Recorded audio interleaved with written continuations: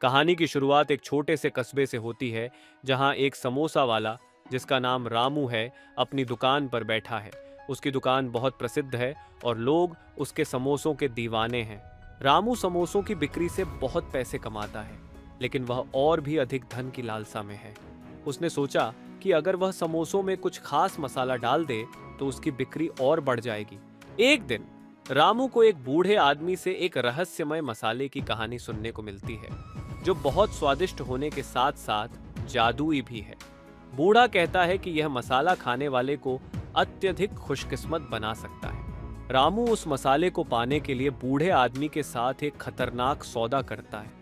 बूढ़ा उसे चेतावनी देता है कि यह मसाला ठीक से इस्तेमाल नहीं किया गया तो इसके भयानक परिणाम हो सकते हैं। रामू उस मसाले का पहला प्रयोग करता है और उसके समोसे रातों रात बिक जाते हैं। लोग उसके समोसे खाने के बाद अद्भुत अनुभव करते हैं, लेकिन साथ ही कुछ अजीब घटनाएं भी होने लगती हैं। एक रात रामू अपनी दुकान पर अकेला बैठा होता है।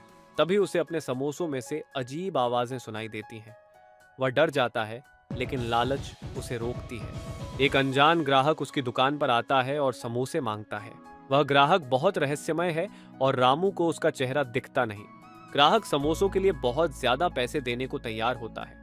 रामू को लगता है कि यह उसके लिए एक बड़ा मौका है, लेकिन ग्राहक के जाते ही समोसों में से अजीब सी गंध आने लगती है। रामू को पता चलता है कि उस मसाले में कुछ भूतिया तत्व हैं जो लोगों को उस पर निर्भर बना रहे हैं। अब लोग उसके समोसे खाने के लिए पागल हो रहे हैं, लेकिन उनके मन में एक अजीब डर भी है। रामू को समझ आता है कि उसकी लालच ने उसे अंधेरे में धकेल दिया है।